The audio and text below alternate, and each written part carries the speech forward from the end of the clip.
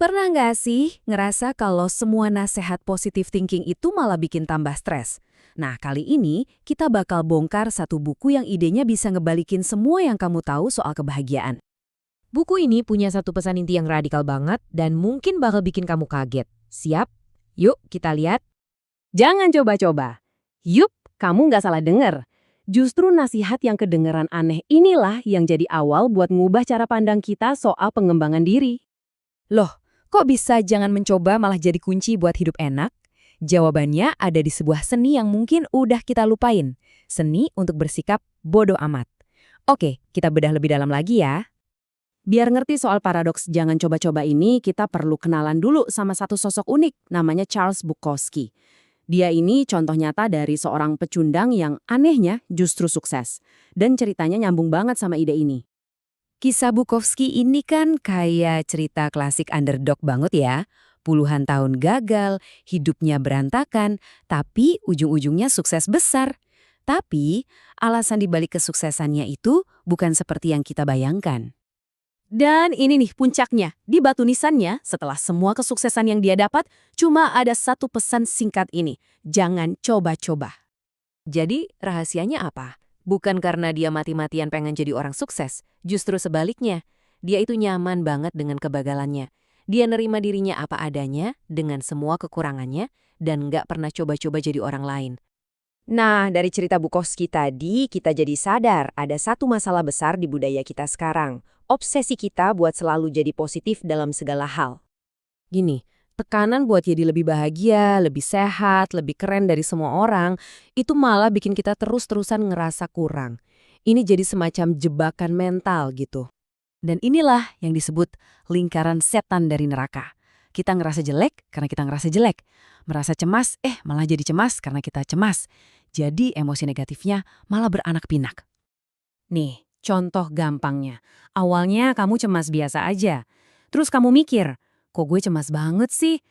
Malah jadi cemas karena cemas. Jadilah cemas kuadrat. Makin dipikirin, makin cemas lagi.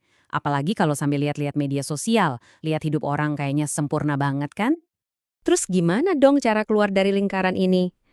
Nah, Mark Manson, penulis buku ini, nawarin solusi yang dia sebut hukum kebalikan. Idenya emang kedengeran aneh dan ngebingungin, tapi justru ini kuncinya. Dengerin deh, keinginan untuk pengalaman yang lebih positif, itu sendiri adalah pengalaman negatif. Sebaliknya, penerimaan terhadap pengalaman negatif, itu sendiri adalah pengalaman yang positif. Coba deh kita lihat perbandingan ini. Aneh kan?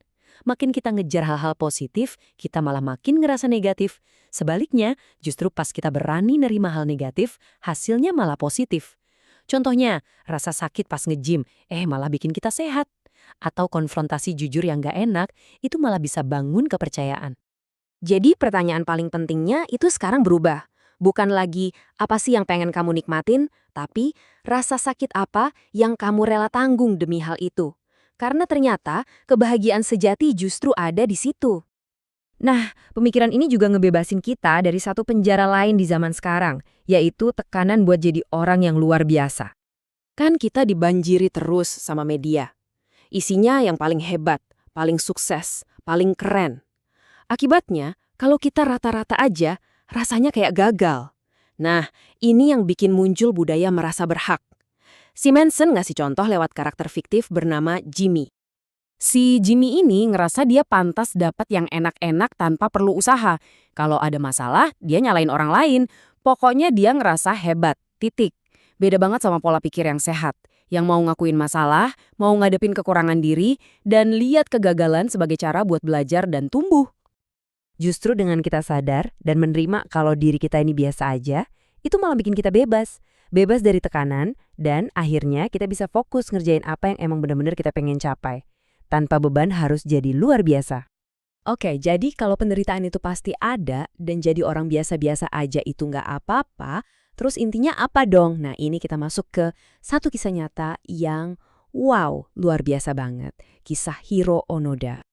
Coba bayangin ya, tahun 1944, Onoda ini seorang letnan Jepang yang dikirim ke Filipina.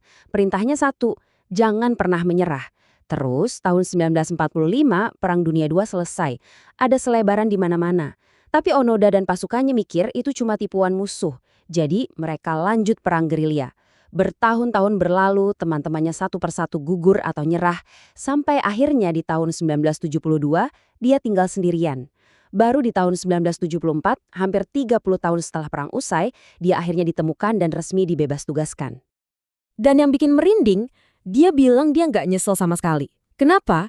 Karena dia memilih penderitaannya. Penderitaannya tuh punya tujuan.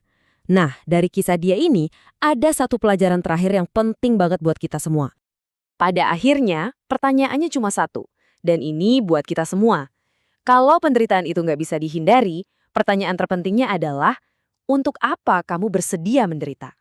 Karena apa yang kita pilih untuk diperjuangkan, itulah yang akan mendefinisikan siapa kita dan memberi makna pada hidup kita.